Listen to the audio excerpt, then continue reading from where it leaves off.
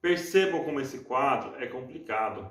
A pessoa tem um transtorno mental, faz uso de uma substância que piora o seu estado mental, aumenta ainda mais o uso de substância e assim vai. Diversas formas podem levar um adolescente a utilizar drogas. E para combater o abuso, devemos enfocar no que leva o adolescente ao uso.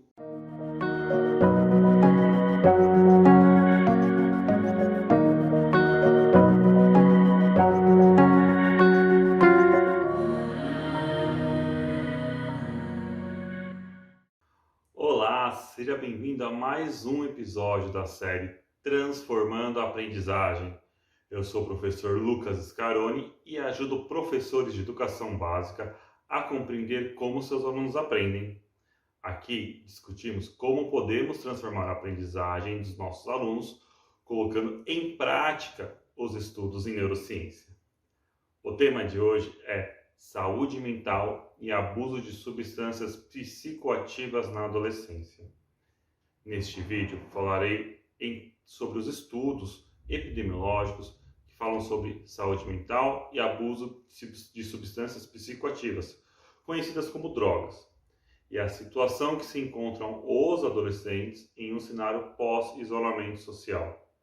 Não entrarei em detalhes sobre o que cada substância causa no adolescente, sobre o porquê o adolescente é mais propenso a criar comportamentos de risco, quais são as características de cada transtorno mental. Mas se você quiser saber mais sobre algum desses assuntos que não falarei agora, deixe nos comentários. Também me siga nas redes sociais e ative o sininho para não perder nenhuma atualização sobre o assunto. Ter a consciência sobre os transtornos mentais e o uso de substâncias psicoativas na adolescência são chave para os professores conhecerem seus alunos.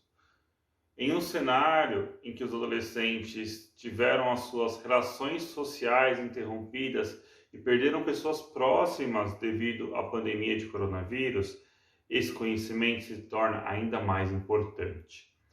Ouvimos muito falar na perda de aprendizagens pelas escolas fechadas, que os alunos iriam deixar de aprender os conteúdos, que iriam deixar de se desenvolver cognitivamente. Bom, em meados de 2021 e no ano de 2022, constatamos que sim, houve perda no desenvolvimento de conhecimentos, os conteúdos estavam em defasagem, mas que com o tempo as crianças e adolescentes retomavam o curso da aprendizagem. Em relação aos conteúdos, as perdas não foram tão catastróficas como imaginávamos. Porém, a parte emocional e o convívio social foram as áreas mais afetadas. Nunca foi tão claro que a escola, mesmo que de uma forma não planejada, contribui e muito para o desenvolvimento socioemocional de seus alunos. Em 2022, notou-se um número gigantesco de casos de crise de ansiedade no ambiente escolar, briga entre os alunos, apatia em sala de aula, dificuldade de relacionamento e uso de entorpecentes dentro e fora da escola. Por mais que o isolamento social na pandemia agravou os problemas psicossociais dos adolescentes, no período antes da pandemia, a situação já era complicada. No ano 2000, o Consórcio Internacional de Epidemiologia Psiquiátrica, do qual o Brasil faz parte, apontava que a mediana para aparecimento dos transtornos de ansiedade era aos 15 anos. O transtorno de uso de substância se tornou ainda maior no Brasil em comparação com outros países. Outro dado preocupante foi que as gerações mais novas demonstravam uma maior prevalência de transtornos mentais em comparação às mais velhas. Em 2017, a Fiocruz publicou o terceiro levantamento nacional sobre uso de drogas pela população brasileira, o LENUD, que busca estimar e avaliar os parâmetros epidemiológicos do uso de drogas na população em todo o território nacional.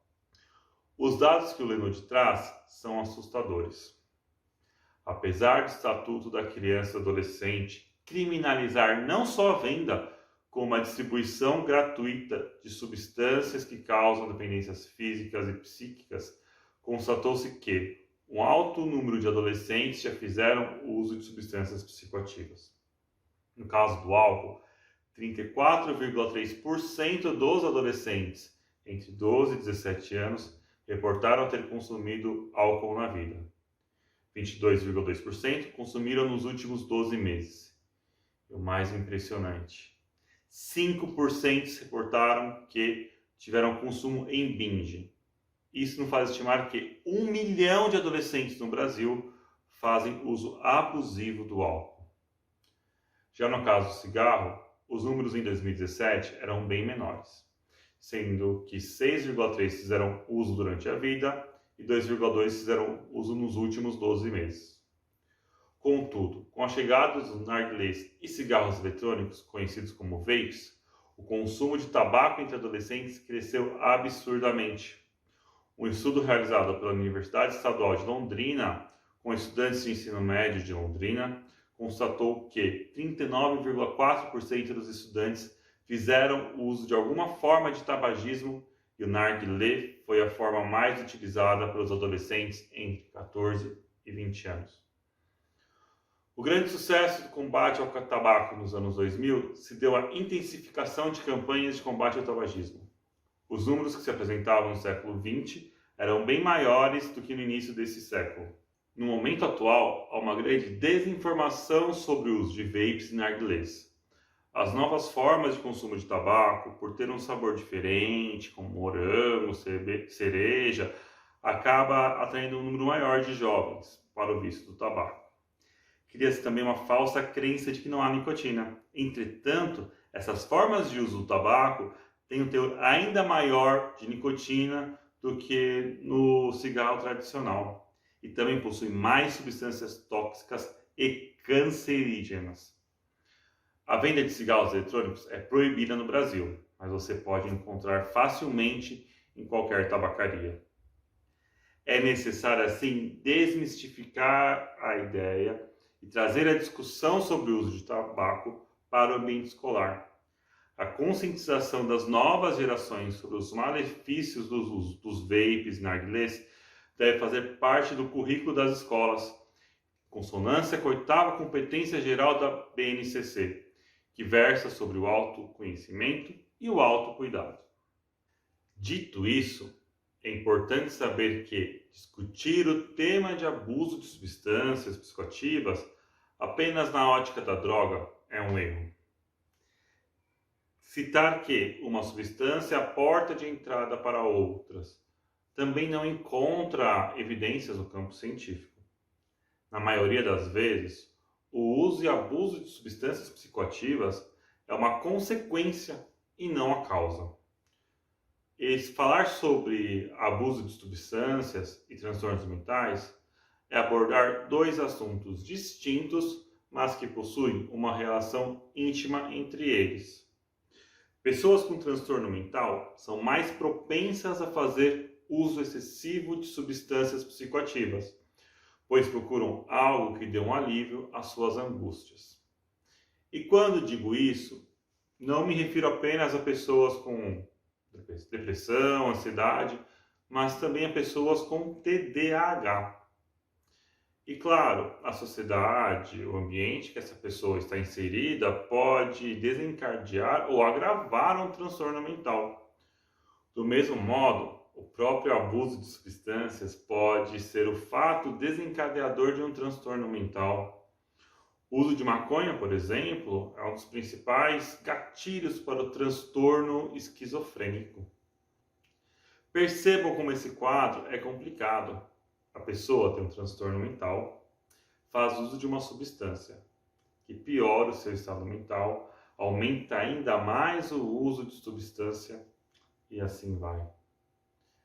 Diversas formas podem levar um adolescente a utilizar drogas. E para combater o abuso, devemos enfocar no que leva o adolescente ao uso. Os pontos de vulnerabilidade de abuso de substâncias são baixa autoestima, sentimento de exclusão, bullying, falta de habilidades sociais e transtornos mentais. Percebem que nós que atuamos com adolescentes temos influência em diversos pontos críticos que levam ao abuso de substâncias? Novamente, percebem que um trabalho que desenvolva as competências socioemocionais podem ser um grande aliado no combate ao abuso de substâncias?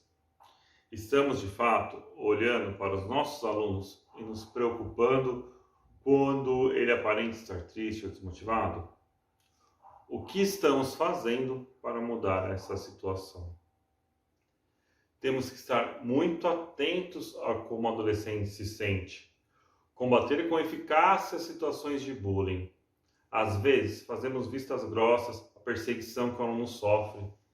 Se ele não encontra um acolhimento na escola, procurará obter conforto de uma outra forma. Incluir o aluno é fundamental. O adolescente, em especial, tem uma grande necessidade de pertencimento.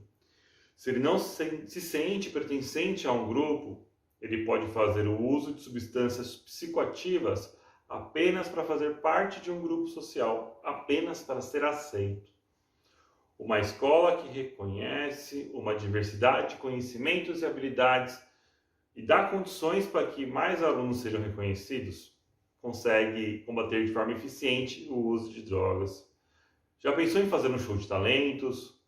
Uma exposição de arte produzida por seus alunos?